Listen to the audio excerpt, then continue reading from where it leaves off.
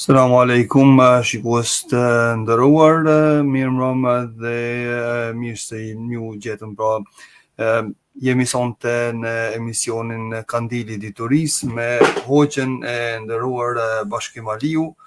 Selamu alaikum, hoq, mirë se erdhe. Wa alaikumus selam, ju përshëndes juve në Londër dhe gjithë vëllezërit dhe motrat tona të cilët janë duke na ndjekur në këto momente.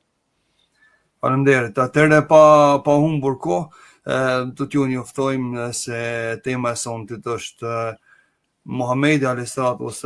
largoi nepotizmin dhe solli meritokracinë.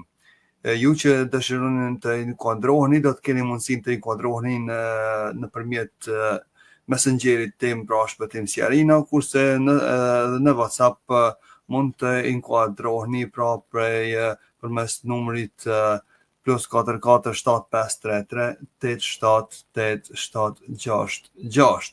Edhe njerë pra për përsërisu mund të inkuadroheni nëpërmjet WhatsAppit pra +44 753 87 876, ashtu siç po e shihni në ekranin tuaj këtu. Dhe atëherë pa humbur kohë, pra ja japim fjalën hoqës të nderuar, i cili do të na ligjëron pra temën e zgjedhur Muhamedi a.s. largoi nepotizmin dhe solli meritokracinë. Hoq e nderuar, i falenderoj për prezencën tuaj edhe në këtë javë dhe mund ta marrësh fjalën tani. Bismillahirrahmanirrahim, alhamdulillah, wassalatu wassalamu ala rasulillah wa ba'd. Spari edhe një herë, pra selamu alaikum, paqja Allahu qoftë mbi ju, përshëndetje të përzemërta nga Zvicra për ju në Londër dhe gjithë vëllezërit dhe motrat tona të cilët pra janë duke na ndjekur. Normalisht tema e asaj se si Islami në përgjithësi, përmes gjuhës së pejgamberit sallallahu alaihi wasallam, e luftoi nepotizmin dhe e etabloi meritokracinë, realisht është lidhur edhe me atë se në këtë moment që jemi duke biseduar ne këtu pra, ka zgjedhje edhe në Kosovë edhe në Maqedoni, zgjedhje lokale kam për qëllim, kështu që është shumë me rëndësi të flitet për nepotizmin dhe meritokracinë, sepse këto terme janë shumë duke duke u përdorur tash në për kampanja, dhe po ashtu gjatë gjithë kohës janë, themi, ajo smundja nga e cila vuan shoqëria, edhe atë themi shoqëria moderne. Mbase çdo herë flitet për meritokracinë, çdo herë flitet për luftimin e nepotizmit, megjithatë vazhdon kjo shoqëri të jetë sulmuar prej këtyre fenomeneve, ndërkaq nga ajo që do ta sqarojmë, do të shihet se pejgamberi sallallahu alaihi wasallam që para 1500 vjetësh në mënyrë brillante këtë çështje ka shpjeguar dhe ai vetë me praktikën e vet pra ka dhënë një shembull se si duhet që ne ta etablojmë meritokracinë dhe ta luftojmë në fakt nepotizmin. Kjo fillon realisht me atë se Islami e kërkon meritokracinë dhe lufton nepotizmin në të gjitha sferat, edhe në çështjen e besimit, edhe në çështjen e adhurimit, edhe në administrat, edhe në çështjen ekonomike, politike kështu me radhë. Pra të mos habitemi kur themi e lufton nepotizmin ose është kundër tij edhe në çështjen e besimit. Për shkak se qëllimi këtë kësaj është se besimi nuk arrihet me atë nëse e ke të afërm ti pejgamberin e Zotit, ose sot nëse e ke të afërm ti për shembull hoxhën. Por besimi fitohet pra me dije, me gjurmim dhe me besim me zemër në fakt. Këtë do ta shohim nga një shembull konkret nga jeta e pejgamberit sallallahu alaihi wasallam, kur ai i thiri njerëzit që t'u akumtoj se është i dërguari i Allahut. Dhe me këtë rast, kur erdhën edhe familjar të pejgamberit sallallahu alaihi wasallam, në mesin e të cilëve pra ishte edhe vajza e tij Fatimeja, po edhe halla e tij Safia, edhe të tjerë. Dhe pas asaj që pejgamberi sallallahu alaihi wasallam u shpjegoi se është i dërguar nga Allahu, ju drejtua edhe vajzës së vet, po në të njëjtën kohë edhe hallës së vet dhe i tha, oj Fatime, shiko, beso. Pra beso dhe shpëtoje veten tënde nga zjarri i xhenemit, se unë, edhe pse jam babai yt, pra si pejgamberi i Zotit, nuk mund të të ndihmoj te Allahu asgjë nëse ti nuk beson. Shikoni pra, do të thotë ajo që ti je, vajza ime, vajza e pejgamberit, nuk ka asnjë rol te Allahu nëse ti nuk beson. Pra nëse nuk e meriton ti të jesh e shpëtuar për shkak të besimit. Do të thot pejgamberi sallallahu alaihi wasallam që atëherë e bëri me dijethe se në fushën e besimit nuk ka nepotizëm. Nepotizëm do të thot nuk ka pra afërsi gjaku dhe shpëtim në botën tjetër për shkak të afërsisë së gjakut. Dhe me këtë u dha sinjal muslimanëve se një shoqëri e shëndosh për të ndërtuar, çka është puna? Për të ndërtuar një shoqëri e shëndosh duhet nepotizmi të luftohet, sepse është kancer për shoqërinë. I eliminon njerëzit që e meritojnë dhe i zon vendet njerëzit të cilët nuk e meritojnë. Dhe kjo e çon shoqërinë mbrapa. Dhe kjo ka sjell dëme të mëdha, ka sjell peripeci të mëdha, ka sjell probleme të mëdha, ka sjell kriza të mëdha, dhe çfarë bëri? I shprasje dhe vendet tona, i largoi të rinjt, i largoi njerëzit nga vendet e veta, pikërisht për shkak se nuk e gjen veten e vete si rezultati i nepotizmit, sepse ata të cilët janë në pushtet i avansojnë të afërmit e vet, apo eventualisht për shkak të korrupsionit. Pra pejgamberi sallallahu alaihi wasallam i tha në çështjen e besimit dhe të adhurimit, oj Fatime, bija ime, pra shiko, duhet ta meritosh xhenetin, në të kuptim se duhet të punosh dhe të besosh, dhe mos mendo se je ti e afërmja ime, pra je vajza ime, dhe ti me automatizëm do të shkosh në xhenet. Kjo nuk bëhet. Po ashtu i tha edhe hallës së vet, oj halla ime, pra Safijes, edhe ti beso, adhuroje Allahun, lere adhurimin e gabuar, shko në rrugën e drejtë, se nuk të ndihmoj dot gjë te Allahu nëse ti nuk je si duhet, nëse ti nuk e beson Allahun xhaleshanu.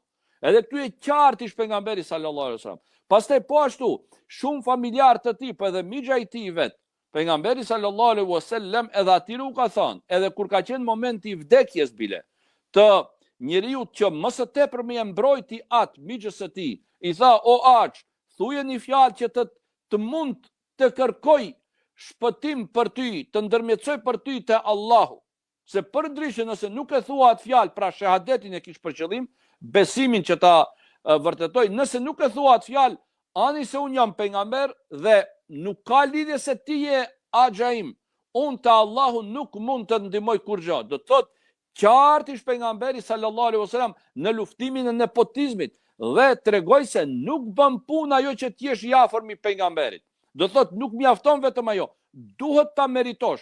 Nga ana tjetër, për shembull, Hazreti Bilali, jo që nuk ishte i afërm i pejgamberit vetëm, por ai nuk ishte edhe i njëjtit popull, pra nuk ishte i njëjtit komp në të kuptim etni me pejgamberin, nuk ishte arab.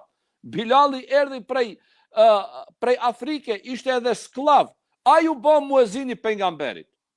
Pra nuk luajti rol afërsia e gjakut, nuk luajti rol fare fisnia kështu me radhë, për luajti rol besimi ai që e meritoi. Edhe në këtë drejtim pejgamberi sallallahu alaihi wasallam që atëherë pra këtë fenomen e ka luftuar. Dhe po ashtu në një rast tjetër pejgamberi sallallahu alaihi wasallam edhe në fushën e gjyqësorit, pra zbatimit të dënimeve, edhe në këtë drejtim është shumë me rëndësi të përmendet, sepse shoqëritë tona lëngojnë edhe nga kjo. Nëse ndodh ta zëm që të kesh një kontest në gjyq dhe të ndodhe ai pala tjetër me të cilën ti ke kontestin, pra ta ketë një të afërm një gjykatës apo një prokuror apo dikë tjetër, shumë rënd të ketë të depërtosh. Pikërisht për shkak kësaj afërsie, se nuk ka drejtësi. E pejgamberi sallallahu alaihi wasallam këto themelet të shoqërive të shëndosha, pra që para 1500 vjetësh i ka sqaruar qartë. Edhe në një rast i tha vajzës vet, u tha njerëzve, pra shikoni, duhet të zbatohet drejtësia, sepse disa intervenuan të pejgamberi mos e zbatoje dënimin e parapar për vjedhje ndaj një gruaje, sepse ajo grua ishte nga një familje fisnike në atë kohë në vendin ku jetonte. Pra, në Medinën atëhershme ishte nga një familje fisnike dhe i thanë të bësh një tolerim, pra do të thot një lëshim këtu që mos e ndëshkosh këtë. Bile ja gjetën edhe një person i cili do të ishte i dashur shumë për pejgamberin alayhis salam dhe atja dërguan që ky në një farë mënyrë të ndërmjetësoj dhe ta bindë pejgamberi sallallahu alaihi wasallam që mos e zbatoj dënimin e parapar, pra ligjet mos i zbatoj për këtë grua e cila kishte bërë faj, kishte bërë shkeljet ligjit, për shkak se ajo ishte nga një familje fisnike. Dhe atëherë pejgamberi sallallahu alaihi wasallam ju përgjigj qartë edhe pa ekuivoke. Tha, edhe sikur edhe bia ime të bëje gabim, unë do ta zbatoj ligjin. Do të thotë, nuk luan rol ajo se ajo është bia ime.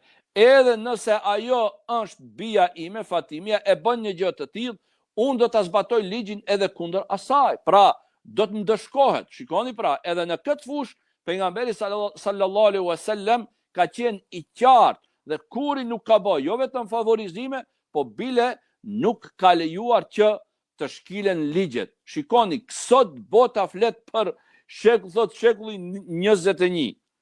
Sot bëhen shkeljet më të mëdha kundër njerëzimit.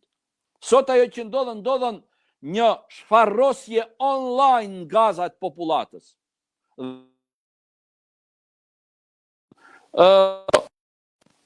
Për atë pra, pejgamberi sallallahu alaihi wasallam para 1500 vjetësh ja sqaroi, ja tregoi botës se kjo është rruga që duhet të ndiqet. Pra të mos mendoj dikush se duke ecur ne, pra duke ardhur ma këndej, pra duke shkuar nga vitet 2000 e lartë, jemi koha e mëparshme. Jo, pra para 1500 vjetësh pejgamberi sallallahu alaihi wasallam e ka etabluar zbatimin e ligjit, drejtësinë, ndarjen e pushteteve dhe në të njëjtën kohë edhe luftimin e nepotizmit. Po ashtu elementi i dytë në këtë drejtim është edhe marrja e përgjegjësive. Luftimi i nepotizmit dhe meritokracia në marrjen e përgjegjësive. Shikoni, është shumë interesante kjo çështje dhe duhet të analizohet mirë, sepse disa herë ne mendojmë se tjerët kanë ecur përpara me disa gjëra, në fakt këto margaritar që i kemi ne, shumë pak i kemi sqaruar se këto janë tek ne, gjenden tek ne, do thot. Pejgamberi sallallahu alaihi wasallam në një rast u ka thënë shokëve të vetë, u ka dhënë mesazh po edhe neve në të njëjtën kohë, thot: "Idha duyatil amanatu fantadhiri sa'a." Kur të humbet amaneti, prite kiametin. E kam pyet pejgamberin sallallahu alaihi wasallam dhe i kanë thënë: "Ja Resulullah, si humbet amaneti, besa?" E besoj se edhe amaneti është i kuptueshëm për masën. Si humbet? Thot, është nëse mund me ndërprerje, se shikon edhe një herë aty tek kamera se tu është mbyllur kamera? Nësisht? Do të thot, i thot pejgamberi sallallahu alaihi wasallam, i thot në këtë hadith: "Idha wusida al-amru ila ghayri ahlihi." Kur çështjet u lehen, apo kur çështjet, do të thot, ingerencat u jepen njerëzve jo meritor, jo kompetent, çka prite kiametin. Pra shikoni, prej atëherë pejgamberi sallallahu alaihi wasallam thot, do të thot, kur do të bëhet, çka është faktikisht humbja amanetit dhe ardhja e kiametit, thot, prej këtyre fenomeneve është kur gjërat do t'u besohen, ose punët, pozitat, funksionet, do t'u jepen njerëzve të cilët nuk e meritojnë, nuk janë kompetent. Atëherë çka prite kiametin. Shikoni pra, para 1500 vjetësh, ka folë dhe ka thënë pejgamberi sallallahu alaihi wasallam me fjalë tjera që o njerëz, në pozita udhëhece, edhe në punë pra, gjërat duhet t'u japni njerëzve kompetent, atyre të cilët e meritojnë, janë ekspert të fushës përkatëse. Jo njerëzit të cilët nuk e meritojnë. Jo vetëm se është për shembull i afërmi i yt, ose ke ndonjë interes tjetër prej atij. Shikoni do të thotë kjo, prej në kohën e pejgamberit sallallahu alajhi wasallam është përgatitur shoqëria si duhet të jetë, një shoqëri e shëndosh, pra me të gjitha tiparet e nevojshme. Dhe në këtë drejtim, ky hadithi pejgamberit sallallahu alajhi wasallam bile kur flet pra se prite kiametin dhe këtë e lidh me funksionet që të t'u jepen njerëzve jo kompetent, realisht ne sot e shohim këtë gjë. Se për disa njerëz kiamet bëhet kjo. Kiamet bëhet për shkak se kur në pozita ka njerëz jo kompetent ta nxjin jetën. Shkosh për një dokument, për një diçka, do të thotë ti humbesh krejt dhe këtë veçanërisht këta që janë në mërgim e vrejnë këtë. Për shembull, një dokument në pasaport, mbi emri ose emri, me një gabim ose me një shkronjë gabim, letër njoftimi me ndonjë gabim tjetër, certifikate e lindjes po ashtu, edhe kur i merr ti këto ti dërgosh këtu në institucionet e këtushme për të marrë leje qëndrimin e kështu me radhë, habitesh, edhe ata habiten thonë si është e mundur. Do të thotë tek çdo njëri dokument ka nga ndonjë gabim. Kjo është rezultati asaj kur vinë pra në pozita njerëzit jo kompetent, ashtu siç ka thënë edhe pejgamberi sallallahu alaihi wasallam. Por ai me këtë ka kërku meritokraci, që njerëzit t'i marrën pozitat ata që e meritojnë, jo ata të cilët nuk e meritojnë, jo ata të cilët janë të afërm të dikujt që është në pushtet, ose pa që arrin ta korruptojnë dikant dhe të zonë pozita. Jo, kjo nuk bën. Po ashtu në këtë drejtim pejgamberi sallallahu alaihi wasallam ka qenë edhe shumë i qartë. Në një rast vjen një shok i tij, ka qenë Ebu Dheri, dhe i thot: "Ja Resulullah, kam ardhur e ofroj veten të më caktosh të marr përgjegjësi për udhëheqje." Do të thonë, ta caktoj në një vend, në ndonjë krahin të atëhershme, si vali ose guvernator ose udhëheqës me një fjalë, prijes të atij vendi. Pejgamberi sallallahu alaihi wasallam i ka ditur kualitetet e shokëve të tij. Dhe ka ditur se disa kanë disa kualitete, disa tjerë kanë disa kualitete tjera, por jo të gjithë janë për të njëjtat punë. Kuptoni pra, është e qartë ajo. Dhe ky person ka qenë shumë njeri i mirë, shumë i devotshëm. Ka qenë me të vërtet ka merituar çdo respekt. Pra Ebu Dheri, nuk diskutohet. Devotshmëria e tij ka qenë në kulm. Mirë po, nuk ka qenë kompetent për të marrë pozita politike. Dhe udhëhecë, kështu mund të themi, edhe të administrojë me vende. Dhe pejgamberi sallallahu alaihi wasallam i bie shpinës, shu ja vet dorën në shpatulla, si është traditë si zakonisht e njerëzit me njerëzit të afërm, e afron rreth vetes dhe i thot: "O Ebu Dher, thot kjo punë është përgjegjësi e madhe. Është amanet i madh. Dhe në ditën e gjykimit thot, më mendo se është në favorin tënd, mund të kthehet bumerang këtij pozita që e ke zënë. E ti thot që je i dobët për këtë gjë. Do të thot ti je i mirë për adhurim, je i mirë si njeri i devotshëm për disa gjëra tjera, por këtë që e kërkon nuk je i zoti i kësaj pune. Dhe në ditën e gjykimit thot do të kthehet bumerang ty ajo. Por atë thot më mirë largoju asaj." Shikoni pra, pejgamberi sallallahu alaihi wasallam njerëzve të cilët nuk janë kompetent, ua ka treguar se nuk duhet t'i zënë pozitat. Dhe këtë e ka lidhur jo vetëm me këtë botë, pra jo vetëm problemet që do t'i shkaktosh me këtë botë, por edhe me problemet në botën tjetër. Do të thotë edhe në ditën e gjykimit, ty do të pyetesh për atë që ke bën në këtë botë. Por atë edhe politikanët tonë, njerëzit që zënë pozita, kryetar komunash, deputet e kështu me radhë, mos e kuptojnë këtë Çka ka punë Zoti me mua pse jam kryetar komune? Shumë punë ka. Je përgjegjës për atë amanet që e ke marrë. E ke kry si duhet. Normal, nuk të randon Zoti për te mundësive që i ke, por e ke kry me dignitet, e ke kry me bes, a e ke kry në mënyrë korekte, a ja ke dhënë hakun, a ke bërë shkelje, a i ke hynë ndër hak dikujt e kështu me radhë, krejt a ke qeni korruptuar, a u ke dhënë pozita si udhëheqës, si i pari i ati funksioni njerëzve të cilët nuk e meritojnë, por që janë të afërmit tu ose të kanë korruptuar e kështu me radhë. Krejt këto shënojnë melekët, edhe këto punë i shënojnë. Melekët nuk i shënojnë vetëm sharjet, ose vetëm kur nuk e falë namazin, ose nuk agjeron Ramazanin, ose kur pi alkohol. Këto janë njëra anë, por i shënojnë edhe punët tua si kryetari komunës, si këshilltar në kuvendin komunal, si deputet në parlament, si ministër, si drejtor i një institucioni kështu me radhë, nëse nuk e kryen punën tënde si duhet dhe nëse nuk i jep hakun pra asaj punës si duhet. Po edhe në institucionet fetare, si mufti, si reis, si kryetar këshilli, çka të them, si çdo gjë pra, në çdo fush.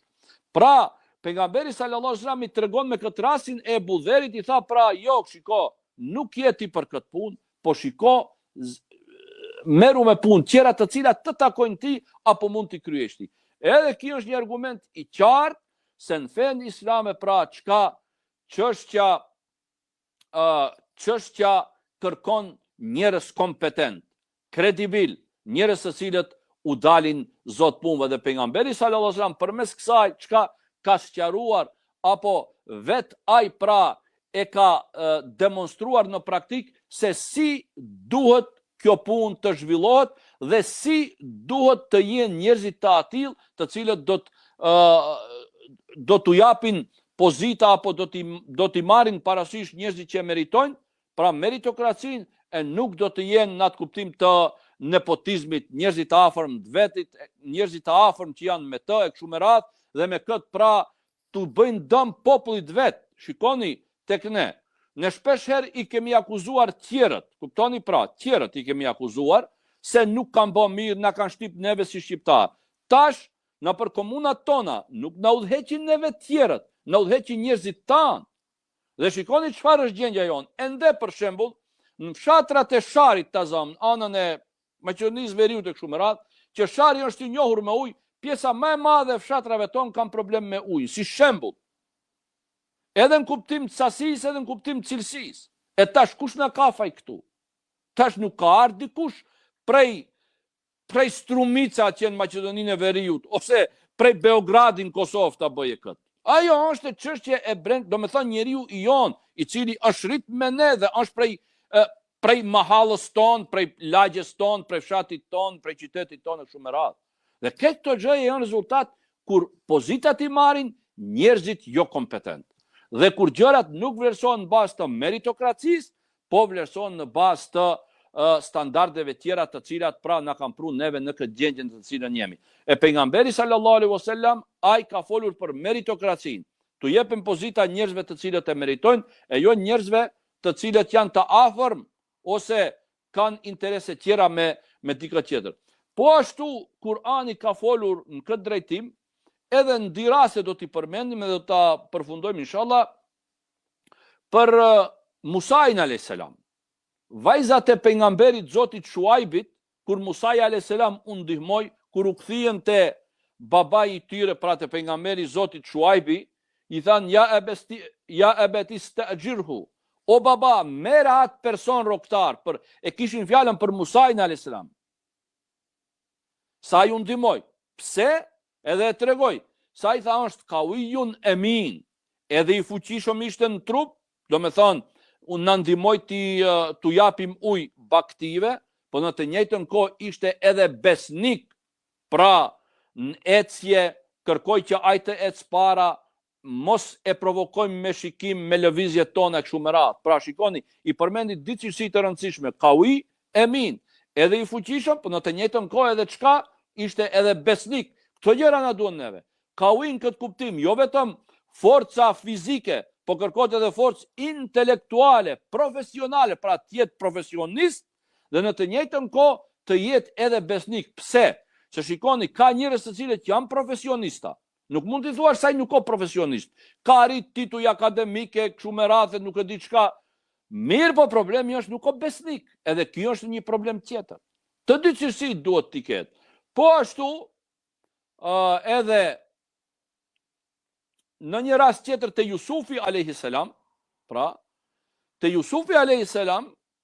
kur ai i është ofruar mbretit të atëhershëm të Egjiptit, pasi e ka parë atë ëndrrën e kështu me radhë, dhe i është paraqitur dhe ka thonë se unë mund të ndihmoj në këtë drejtim, edhe i thot atëherë çka, pse, inni hafidhun alim. Unë i kam dy cilësi, pra, unë e ruaj bereqetin, kam llogaridhënie, pra llogaridhënia.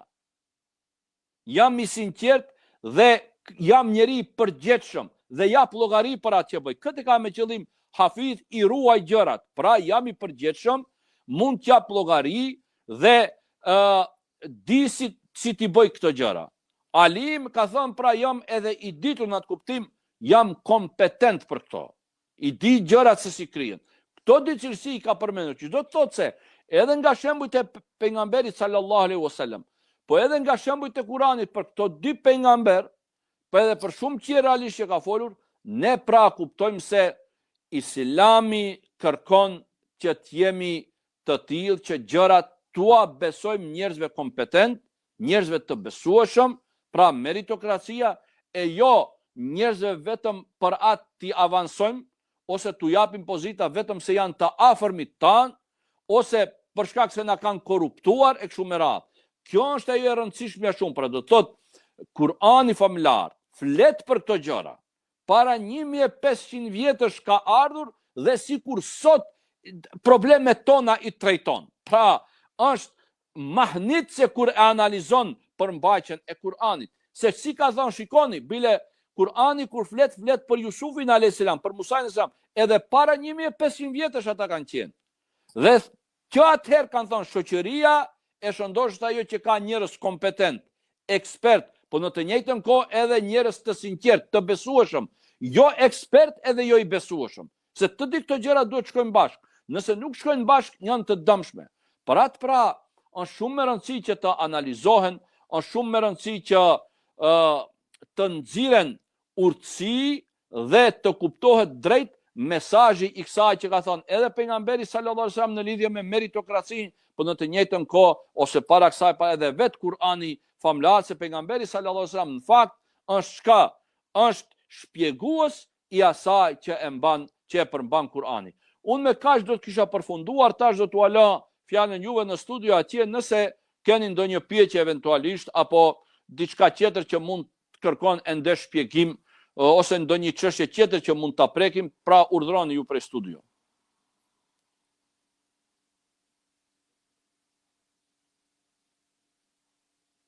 Faleminderit Hoxha, për momentin nuk kemi ndonjë në pyetje kështu direkt prej shikuesve, mirë po përderisa po ligjëroje unë në vete më erdhën disa pyetje që kisha pas dëshirë t'i bëj lidhur me këtë temë.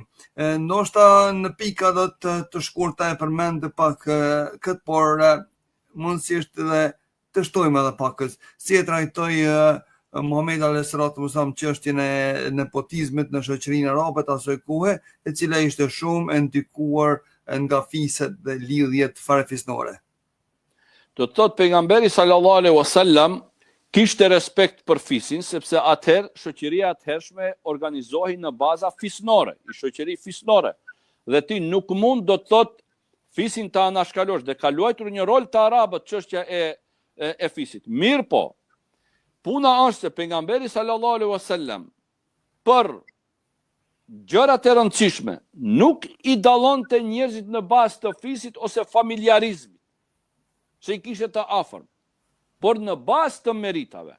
Për shembull, shikoni, kur e ka caktuar një herë komandant në një nga ekspeditat, bile pastaj edhe ka vdekur pejgamberi sallallahu alaihi wasallam, pas asaj, ka saktuar komandant të ushtrisë Usame ibn Zeidin. Ndërkaq aty, pra në atë ushtri ku ai u caktua komandant, ishte Ebu Bekri, Omeri radiallahu anhuma edhe tjerë plot shok të tij të dalluar dhe të shquar. Me gjithë atë pejgamberi sallallahu alaihi wasallam për një urtësi të caktuar e caktoi atë. Do të thotë, nuk lunte rol se e kishte Ebu Bekrin shok të vetin, ose kishte tjerë familjar të vetë, kështu me radhë, të fisit vet, por e caktoi Usame ibn Zeidin. Rasti i Bilalit po ashtu është një rast shumë i rëndësishëm. Bilali radiallahu anhu nuk ishte as arab bile. Ai ishte prej Afrike, Etiopia sot me Eritrea që quhen në atë kohë janë quhetur Abisini ose Habeshistan. Pra ai prej atje, i ardhur do të thotë si skllav në Arabi. Megjithatë nuk luajti rol se ishte skllav, nuk luajti rol se ishte jo arab, ai e zuri pozitën e muezinit, që pas imamit vinte muezini. Do të thotë ishte një pozitë shumë e lartë. Kemi po ashtu Selman Farisiun, ishte persian. Pejgamberi sallallahu alajhi wasallam për atë tha, Selmanu minna, Selmani është prej nesh, është pjesë e familjes sime. Shikoni pra, ai ishte persian Selmani, nuk ishte edhe arab, nuk ishte edhe i familjes pejgamberit sallallahu alajhi wasallam. Të gjitha këto pra janë fakte që flasin se ai nuk ka qenë i tillë që ka ndërtuar një sistem, kështu të themi, mbi familjarizëm apo mbi fisni, por pikërisht u ka dhënë njerëzve të cilët e meritojnë. Një pyetje pak më do të specifike. Si e trajtoi rastin e Fatimës, pra vajzën e tij, rastin e vajzës së tij, kur tha se sikur Fatimja të villte do t'ja prija dorën, e përmendët gjatë ligjërimit, çfarë thon kjo për drejtsinë e tij?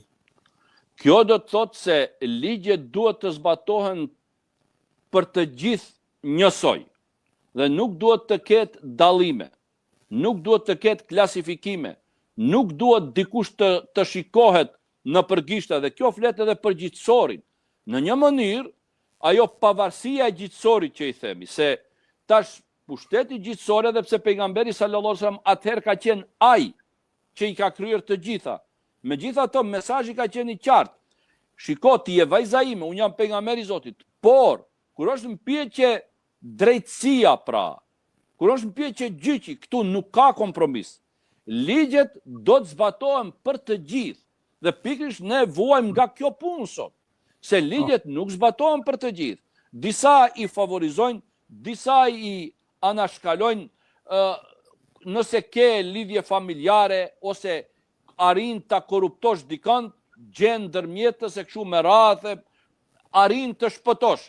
Nëse nuk i ke këto, edhe nëse ke drejt, del fajtore kështu me radhë. Pra, kjo është mesazhi që ka dhënë për Fatimin. Pra, ligji duhet të zbatohet për të gjithë. Po edhe me qenë fajtori djali i gjykatësit, ose familjari i gjykatësit e kështu me radhë, nuk luan rol, dhe këtu shihet vlera faktikisht e Islamit, dhe vetë pejgamberi sallallahu alajhi wasallam e zbatoi ai. Jo vetëm ta thotë, se shikoni, kështu na për ligjet shkruara, problemi është se ndoshta vendet tona i kanë kështu të shkëlqyesh me ligjet, në atë kuptim standardeve për kohën ku jetojmë ne edhe për vendin, hapësirën dhe sistemin. Mirë po, problemi jo i zbatimit, e pejgamberi sallallahu alaihi wasallam këtë e bëri, ai edhe i zbatoi. Do të thotë edhe ishte i zbatues, nuk lejoj pra që të ngelin vetëm, kështu të themi në letër, teori, por ai edhe i zbatoi. Dhe kemi edhe disa në të pyetje lidhur me këtë, o gjendëruar, si veproi Muhamedi alayhi salatu wasalam kur një i afërm arab i kërkon të ndonjë pozitë për shkak të lidhjes së tij, edhe a ka ndonjë rast kur Muhamedi sallam shkarkoi nga pozita dikën shkaku i mos meditimit, apo shoku i mungesës së meritokracisë ndaj çatij personi, pavarësisht se mund të ketë qenë i afërt apo lidhje gjaku me të. Shikoni e para njëherë, pejgamberi sallallahu alaihi wasallam nuk i ka ngarkuar që t'i shkarkon ata të cilët nuk e kanë merituar. Kjo është e para. Që i tha e Budherit, po i tha ti nuk je për këtë punë dhe nuk e ka ngarkuar. Por pyetja ndoshta është, nëse ai ka bërë gabim. Kupton pra, nëse ka bërë gabim, si ka vepruar pejgamberi sallallahu alaihi wasallam, sepse njeriu që është kompetent mund edhe të bëjë gabim realisht. Po. Nuk do të thotë se njerëzit janë të pagabueshëm. E këtu po ka marrë masa. Për shembull, kemi rastin, shikoni, kur njëri nga ata të cilët e ka dërguar pejgamberi sallallahu alaihi wasallam të bëjë zekatin. Dhe kthehet edhe diçka ndal për vete dhe i thon ato pse, thot këtë ma kanë dhënë mua personalisht, jo si zekat, po në atë vendin ku kam qenë atje, ma ka dhuru dikush. Duke qenë pozit, pra në pozit, në funksion, i ngarkuar me detin nga pejgamberi sallallahu alaihi wasallam. Dhe atëra i thot, jo, çka, prap, pse, për shkak thot se sigur të kshëndejt ti në shtëpinë tënde, a do ta jepte dikush atë dhurat? Thot jo. Atëherë ti këtë ke marrë si rezultat i angazhimit tënd në funksion, që ka, do të thot, ekziston një rezervë, një dosje mund të të kenë korruptuar në atë kuptim ta kanë dhënë që ti të bësh ndonjë lëshim, mos ua vlerësosh zekatin aq sa është, kuptoni pra. Dhe ja ka marrë atë gjë dhe pejgamberi sallallahu alaihi wasallam nuk e ka lejuar në atë kuptim që ai përfitojë nga pozita. Kjo është një rast shumë interesant dhe shumë i rëndësishëm në këtë drejtim. Kemi rast tjetër për shembull kur Hazreti Omeri, shikoni, valiun e Egjiptit, do të thotë guvernatorin e Egjiptit me gjithë gjalin e vet, Amr ibn al-Asit, i ka kthyer, i ka marrë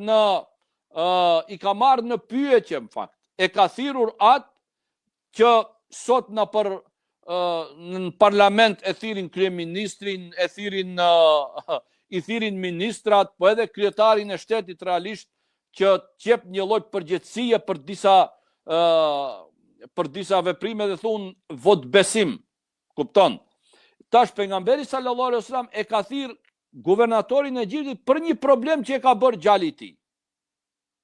Dhe e ka ndarë Omeri në fakt, Hazreti Omeri, dhe e ka ndarë drejtësinë atij koptit i cili nuk ka qenë musliman në fakt, për shkak se gjali i guvernatorit i ka bërë një dëm. Edhe ja ka shkel të drejtën atij. Dhe Hazreti Omeri e ka thirr prej Egjiptit të vijë guvernatorin bashkë me djalin e vet. Pse thotë se ky e ka keqpërdor pozitën e babait. Që kemi nepotizëm qartë. Pse është djali i guvernatorit edhe ka menduar se ai është i fortë aty edhe e ka bërë këtë. Hazreti Omeri e ka thirr në Medinë dhe ka kërkuar që çështja pra të zgjidhet ashtu si ka hije. Shikoni pra, këto janë shembuj kur janë marrë në përgjegjësi, interpelancë i ka bërë guvernatorit, nëse mund të themi me gjuhën e sotme, dhe e ka kthyer drejtësinë vend. Për kënd, jo për dikë që ka qenë musliman, për dikë që ka qenë jo musliman. Pra ai ka qenë kopt pala tjetër. Dhe Hazreti Omeri ka thirr të ditë dhe e ndan drejtësinë.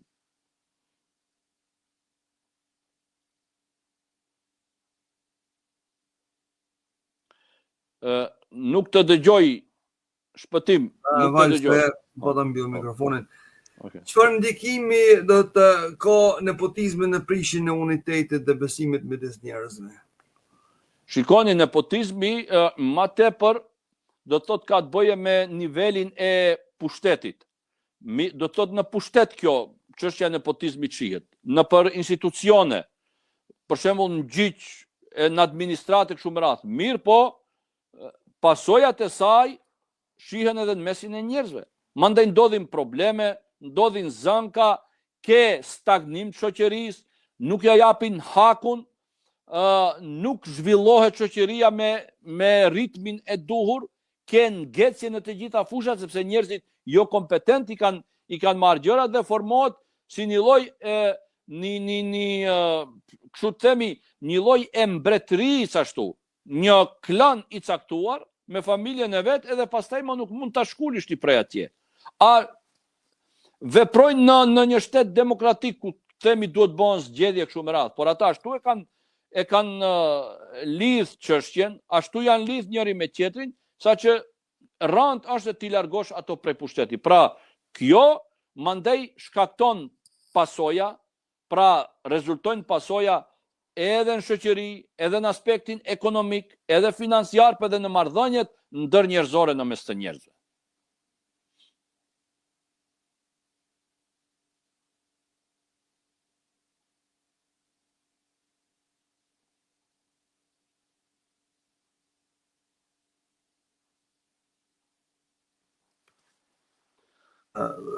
Nuk të dëgjova. Zbatojmë parimin e meritokrasisë që solli Muhamedi alayhi salatu wasalam në shoqërinë tonë muslimane sot, ku shpesh shohim se lidhjet personale dominojnë mbi afërsinë. Shikoni, krejt kjo është rezultat krejt kjo është rezultat i mangësisë, kur themi ne, të imani i dobët. Kjo çështja imani i dobët reflekton krejt fushat. Nëse ne jemi të vetëdijshëm për besimin tonë, nëse ne jemi, kemi thu, e kemi frikë Zotin, kështu të themi, në të kuptim respekt Zotin, të zbatojmë urdhat e tij, ne këtë punë nuk e bëjmë. Do të thotë, edhe nëse unë jam në një pozitë dhe unë kam frikë Zotin, frikë respekt pra, kjo është për qëllim me frikë, dhe unë kam besim në Allahun xhaleshanu, e kuptoj tamam si duhet besimin, unë nuk e bëj në gjatë të tillë, nuk e jap pozitën njeriu i cili nuk e meriton. Por atë, nga vjen kjo? Kjo vjen pikërisht nga boshllëku që kemi ne edhe në besim. Sepse nuk ka vetëm besimi, kur themi besimi fort, besim të fort, besim të, nuk është vetëm që çështjen ti namazin ta fash. Ajo është njëri aspekt, do të thonë një element. Edhe në këto fusha tjera ai reflektohet. Dhe kriza e besimit ne që kemi, kriza e devotshmërisë që kemi, kriza e ngritjes intelektuale në aspektin e besimit dhe edukimit fetar dhe besimor tek ne, kjo krizë që ekziston reflekton faktikisht pra edhe në fushën e nepotizmit, pastaj se edhe në këtë drejtim ne tregojmë se nuk jemi musliman si duhet dhe nuk e kemi kuptu besimin si duhet. Një besimtar i devotshëm nuk mund të jetë i korruptuar, një besimtar i devotshëm nuk mund të bëjë nepotizëm, një besimtar i devotshëm gjërat i vlerëson në bazë të meritokracisë, si pejgamberi sallam. Dhe kur themi ta ndjekim pejgamberin, sunetin e pejgamberit ta zbatojmë. Suneti i pejgamberit nuk zbatohet vetëm sunetet ti falish. Zbatohet në çdo fushë të jetës. Suneti i pejgamberit zbatohet pra edhe në çështjen e pozitave, edhe në ekonomi, edhe në arsim, edhe në edukim, edhe në çdo gjë në administrim pra.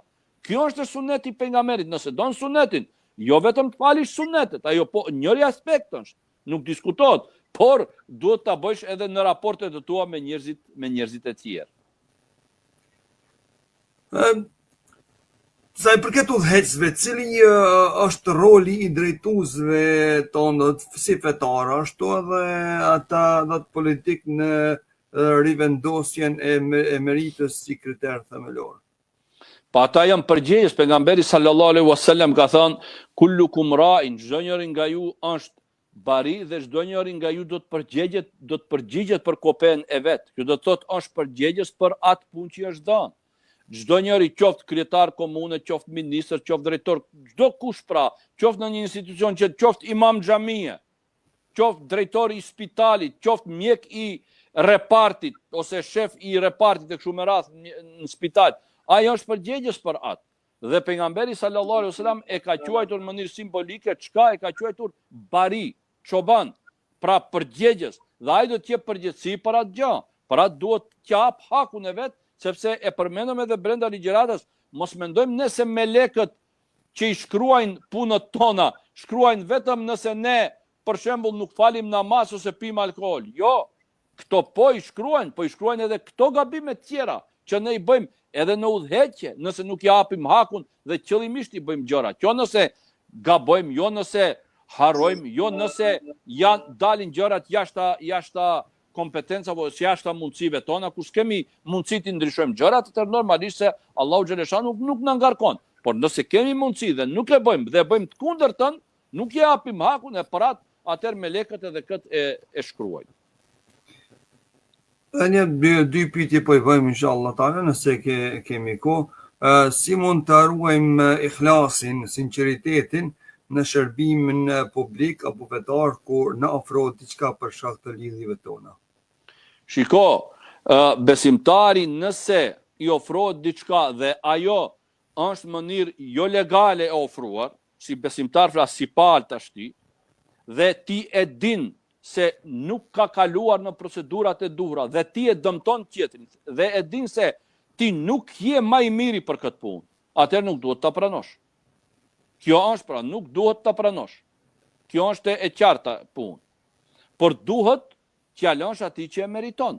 A nëse je që ti e meriton një të tillë, edhe ka një procedurë legale dhe të jepet, atëherë nuk duhet të jetë kjo shkak se vetëm ti je i afërm i dikujt dhe mos e pranosh. Se dhe kjo duhet të ketë parasysh. Qëllimi është mos e dëmtojsh ti dikë tjetër dhe mos favorizosh pa të drejtë. A nëse e meriton, nuk ka problem atëherë inshallah. Dhe për fund, cili është mesazhi moral dhe shpirtëror që besimtari duhet të marrë nga shembulli i Muhamedit alayhis salam në lidhje me këtë temë që ligjërova. Mesazhi është i qartë. Besimin duhet ta kuptojmë të tillë që të reflektojë në të gjitha fushat e jetës dhe ndjekjen e pejgamberit dhe zbatimin e sunnetit nuk duhet ta kufizojmë vetëm në fushën e ritualeve, por duhet kjo gjej shtrirje dhe zbatim në të gjitha fushat e jetës. Jemi zbatues të sunnetit të pejgamberit, ndjekës të tij në çdo fushë dhe në çdo aspekt të jetës dhe veprimtarisë tonë. Dhe për fund, ke ndonjë mesazh specifik tash ndaj dy të palëve tonë që janë udhëheqës, njëri politik dhe tjetri fetar. Ke ndonjë mesazh specifik që do të kishe pas dëshirë me u dhënë që ta ndëgjojnë edhe populli? Po.